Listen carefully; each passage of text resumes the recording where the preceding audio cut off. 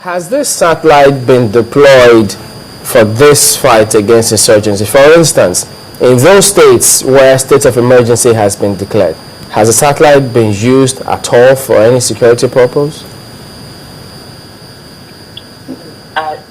I can assure you, when you say deploy, I'm not sure whether you can actually deploy. The satellite has a, from what from what I was made to understand, the satellite has a routine that it does on every 24 hours, and that is how it is built. So it passes over Nigeria and some other places and all that. And if you need information about a particular place, there's a time chart, and you know when to take pictures and all that, and to look at it.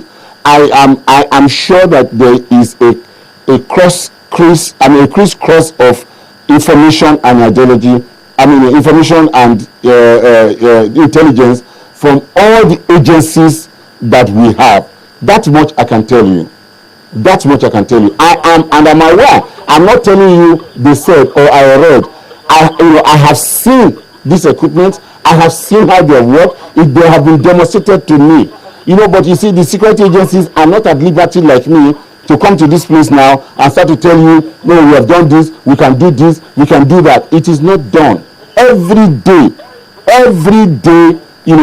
insurgents are being put in check.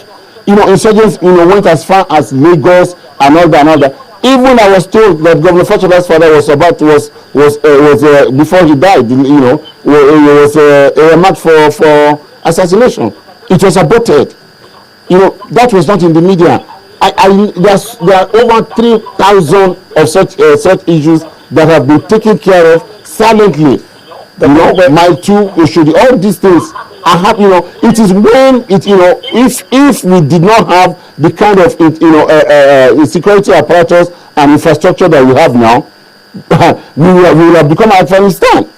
Wait, if I may come in here now, the question will be: we've had at least 29 future leaders of this country murdered.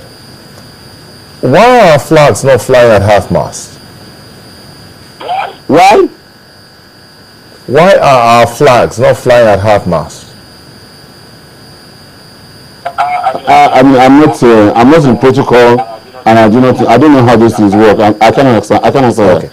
Now, it's been known that I don't know who gives instructions for flags to be half-mast or the civil. I can't. I really can't talk about that. But you see, I don't think, that, believe me sincerely, we should not take things to this level. We shouldn't. 29 people have died. It is not just us. The whole world is mourning. The whole world. Jesus Christ said, render your hearts, not your garments. Whether flags have flown at half-mast or three-quarter mast, what does that matter? What matters is that these people are, they have been damaged. How do we prevent such further damages to other families in future? And how do we comfort those who are going through this? This is once, this is a much more serious thing than sometimes the way we're taking it. Is it possible that they were not taken very seriously before? Is it possible that is absurd? That is absurd. That is very, very absurd. For you to say that 29 people will die and it's not taken serious, and the only way you can know that it's taken serious is by flying a flag half-mast. That's ridiculous. Absolutely ridiculous. And you should not repeat that. It's not correct.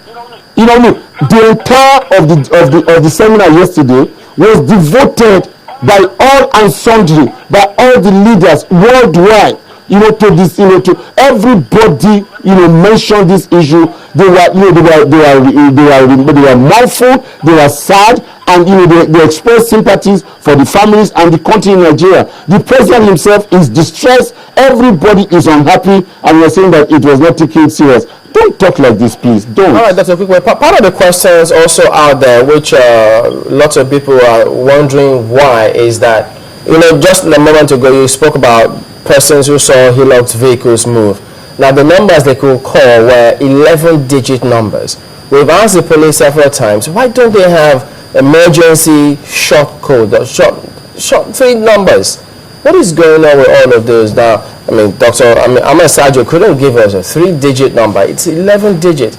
People in distress will find it difficult to call 11 digits. Is there anything being done to have a national emergency number, or even for those states where you have emergency? Well, Chairman, thank you very much. You know, we cannot have all the wisdom in one day.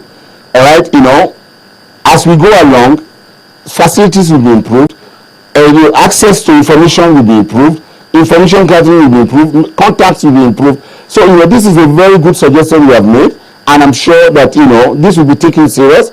And it's not even just a matter of Northeast or Maiduguri or Bedouin or Borno. I mean, if in Abuja or Karen or Moda, you are being attacked, that's not the time for you to start to dial 18 number, 11 numbers. If you can just dial 6755 or 777, it's faster. And especially when you are in trouble, you know, you cannot remember. I don't even know my wife's number off head. So, you know, I agree with you entirely. And this is citizen participation. The government is made up of human beings, all right, and you know, people use their brains and intellect, knowledge and experience.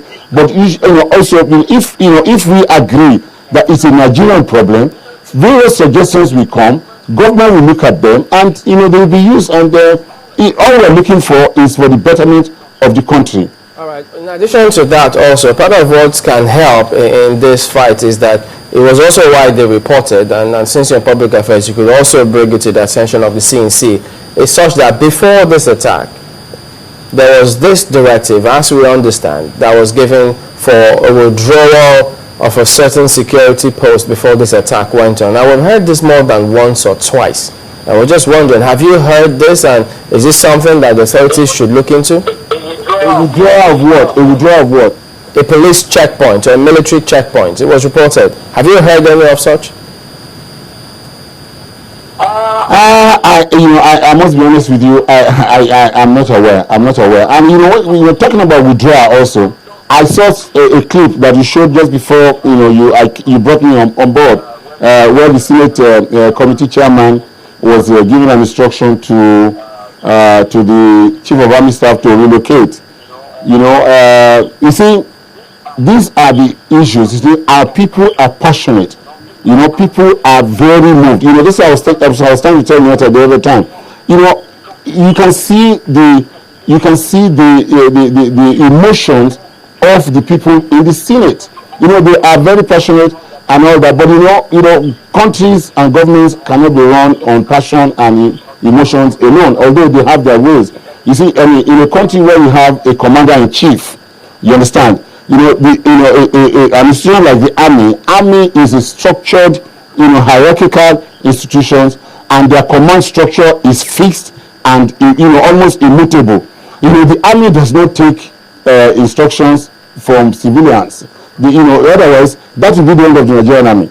You know, and you know, so you know, there's a commander-in-chief. The army will only take instruction from their commander-in-chief. That is the normal thing anywhere in the world. And I want to say also that the situation, if it gets to a situation when the chief of army staff must be on ground in Borno before the insurgents can be attacked, even I will leave Nigeria, because that means we don't have an army.